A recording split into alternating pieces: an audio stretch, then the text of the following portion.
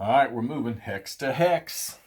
All right, gang. So I took a little break away from what I was playing. You get one of those little funks where you just want to stop whatever it is you're doing and try something different. And it seems like recently everybody's been getting into the Battalion combat system. And I think after watching Nathan's videos, that finally, I've been wanting to get this thing out anyhow, and I've been reading the rules off and on for about a month or so. So I think Nathan's videos pushed me over to the edge. It's like, I need to get on this because this system, I don't know, I hear both sides. I don't hear any in between people saying, yeah, it's okay. I hear either this is freaking phenomenal or this ain't worth nothing. Well, okay, so I played the 4-turn scenario in Baptism by Fire, which you see right there, right? MMP. And man, I love it. It's the rule set in it is it's detailed enough and simple enough at the same time to give you what I consider a decent recreation. Of course, I wasn't on the battlefield in 1942 or 43 or whatever, but I feel like it gives you a decent representation of it. The game does have charts, and it does kind of have a combat chart, but it's not like the ones we're used to seeing, where you have odds ratios across the top. These things are all done by strength and action rating differentials. You roll a dice and you'll add or subtract whatever the differential is, and then you're just looking down one straight column. Maybe a different column for whatever type of attack it is you're doing, or whatever type of defender it is. But it's not, you're not going across the thing looking for 4-1 and then roll on 4-1 and seeing what you get. It's pretty straightforward, and I think it's awesome because, this game is only 4 turns here that I played, and as I went through the 4 turns, granted, now there are rules in it that you really gotta. Sometimes I have to look up just to make sure, and I got a couple rules. I wish I would have wrote them down where I needed to. Maybe the wording isn't sinking into my brain. Could be just I'm getting old and not capturing it as fast. But the flow started to get better and better and better game. And I think what I'm doing is I've got all 4 of them in the series, including the latest one. I'm gonna go through some of these because I really do like the system, and I think this would be an easy system to sort of master the play. So if you haven't tried one and you've got one. If you've got like Baptism by Fire or Brazen Chariots, which I haven't got that one out yet, but I understand it has a lot of scenarios in it that you could play that would help you start. The last Blitzkrieg was obviously the first one they made, and that's the Bulge.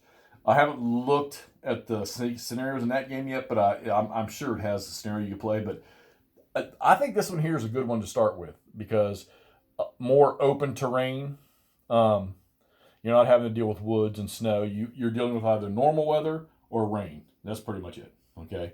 On this map here. Now, let me move this over so you can see the upper part of this map. The eastern half of this map, where this scenario, Springwood, I think, is the one I played. It's the second scenario in the booklet. It's mostly wide open. And then you get up here to this side of the map, and there's a lot more mountainous terrain. And yes, the dark brown over the light brown are mountains, okay? All right, so this is a 4-turner where 2 German panzer divisions, camp groups within those 2 German panzer divisions, or German divisions, were just breaking out and kicking the Americans in the teeth. This all revolves around Kasserine, so the Battle of Kasserine. So you've got 5 camp groups for the Germans that come on. And the objective of the game, they all blow in from over here. Oh, wait a minute. Let me get to this so you can see it. Germans come in over in here, and they come in down in here. That's how they start. Now, their objectives in this game are 3 primary objectives. And I am not even going to attempt to say the town names. But you've got 3 primary objectives. You've got the one down here, Sidi Bouzid, all right, down in here. All right, you've got Kern's Crossroads, and you've got Beitla, or Spitla, whatever that is. And then you've got a few secondary ones, which some are way up the road there, and you got one way over there. You've got the Americans from 1st Armored, Combat Command A, B, and C. You've got some British Guards units. You've got some 34th Infantry Division from the United States that eventually come on. But these on-map CC combat command units, they're not very, compared to the German motorized or mechanized forces, they're not very strong.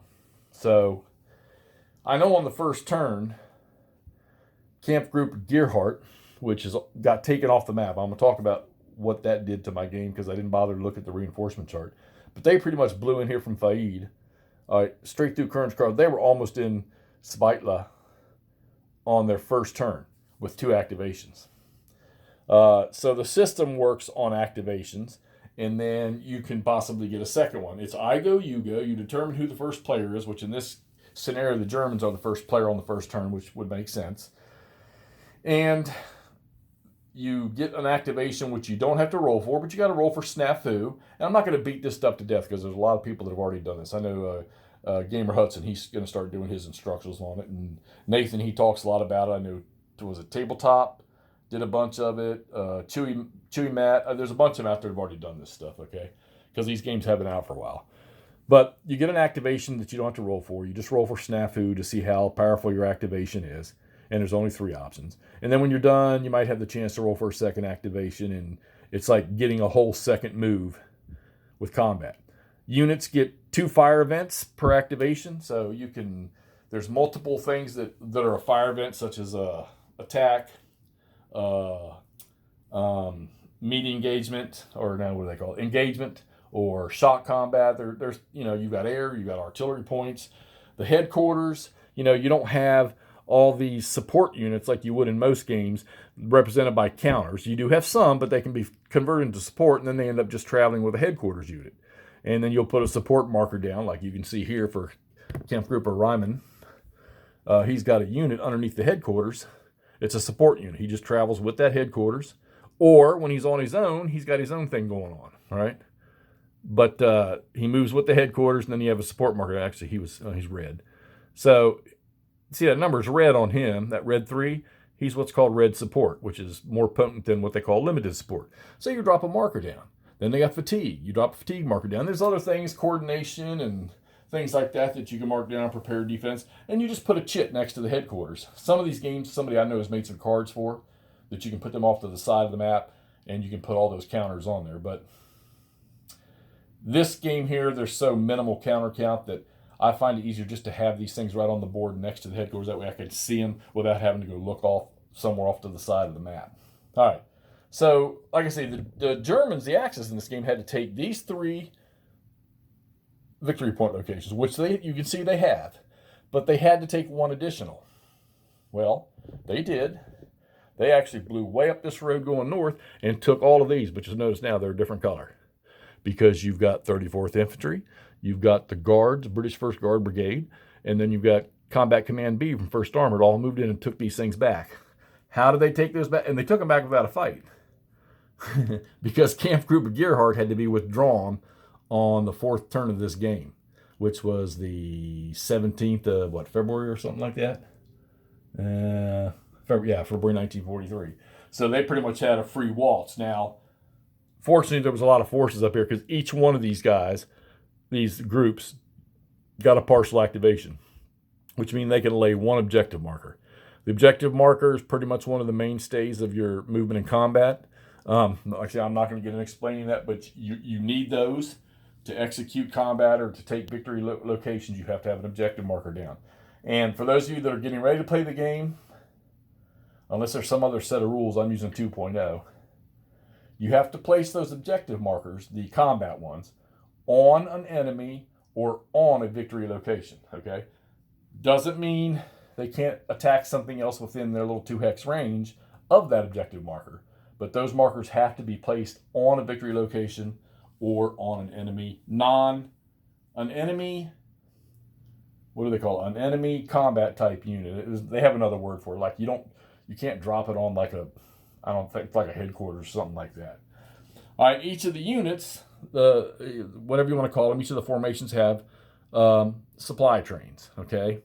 And like you see CC Armor A supply train, or CC Armor from 1st Armor's right here. And these are another key cog to this game. But these things, you don't just move them 1, 2, 3, 4. You just end up picking them up, moving them anywhere you want to on the map. And sometimes they'll get forced out of where they are. And that can wreak havoc on how your units within that formation operate, or what they're capable of doing, or whether they can do anything at all or not. Artillery and air.